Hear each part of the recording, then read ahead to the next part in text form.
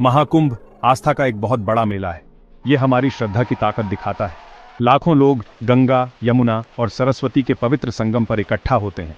ये पवित्र जगह प्रयागराज मानवता का मिलन स्थल बन जाती है। हर 12 साल में होने वाला महाकुंभ 2025 एक बहुत बड़ा आयोजन है। ये भारत और दुनिया भर से श्रद्धालुओं को आकर्षित करता है। फरवरी के मध्य तक लगभग 35 करोड़ से ज्यादा श्रद्धालु इसमें शामिल हो चुके हैं। ये इसे मानव इतिहास की सबसे बड़ी शांतिपूर्ण सभाओं में से एक बनाता है। महाकुंभ का सबसे जरूरी काम है पवित्र स्नान। श्रद्धालु मानते हैं कि त्रिवेणी संगम में डुबकी लगाने से उनके पाप धुल जाते हैं। ये एक तरह से नया जन्म है, पुरानी गलतियों को धोकर नई शुरुआत करने का मौका है। यहाँ का माहौल श्रद्धा और उत्साह से भरा होता है। महाकुंभ का विशाल आकार देखकर दंग रह जाते हैं। लाखों लोगों के रहने के लिए बनाया गया टेंट सिटी देखने लायक होता है। साधारण टेंट से लेकर बड़े बड़े कैंप तक ये तीर्थयात्रियों की विविधता को दर्शाता है। हवा में मंत्रों, प्रार्थनाओं और अगरबत्ती की खुशबू गूंजती रहती है।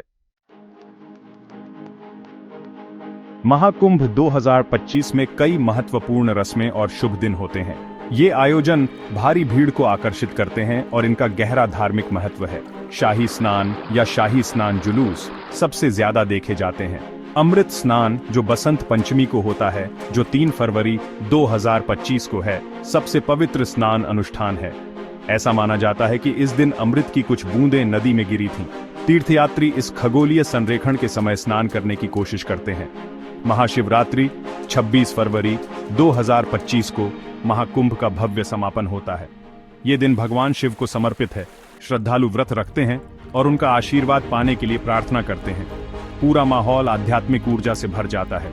महाकुंभ का हर दिन धार्मिक उत्साह से भरा होता है। सुबह की प्रार्थना से लेकर देर रात तक भक्ति गायन, आस्था की लय कभी नहीं रुकती। हवा में अगरबत्ती की खुशबू और मंत्रों की आवाज गूंजती रहती है। महाकुंभ के इतने बड़े होने से कई तरह की परेशानियां और सुरक्षा की चुनौतियां आती हैं। 29 जनवरी 2025 को हुई एक दुखद भगदड़ में 30 लोगों की जान चली गई।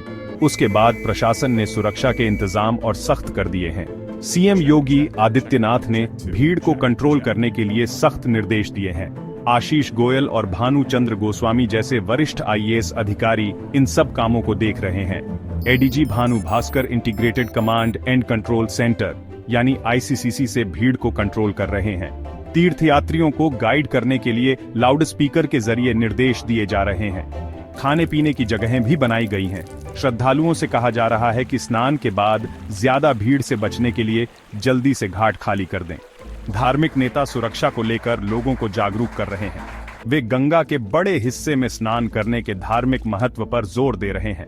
इससे संगम पर भीड़ कम करने में मदद मिलती है, जो सबसे ज्यादा भीड़ भाड़ वाली जगह है। चौथा भाग, खास लोग और धर्मगुरु। महाकुंभ में हर क्षेत्र के जाने माने लोग आते हैं। राजनेता, धर्मगुरु और मशहूर हस्तियां अक्सर इस मौके पर आते हैं।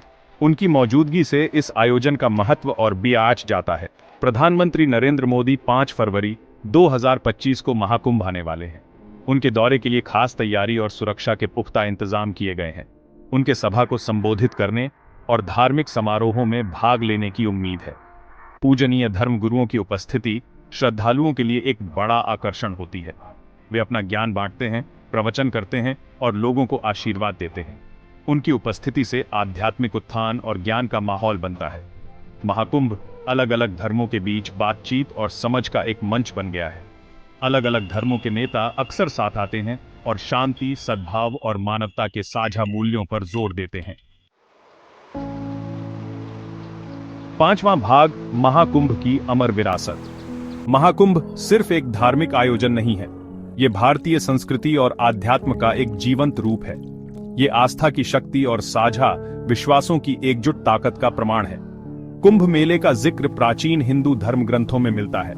ऐसा माना जाता है कि इसकी शुरुआत देवताओं और राक्षसों द्वारा समुद्र मंथन से हुई थी। प्रयागराज में लगने वाला महाकुंभ सभी कुंभ मेलों में सबसे पवित्र माना जाता है। महाकुंभ तीर्थयात्रियों पर एक गहरा प्रभाव छोड़ता है। ये उनकी आस्था को मजबूत करता है, उन्हें अपनी आध्यात्मिक जड़ों के करीब लाता है और समुदाय की भावना को बढ़ावा देता है।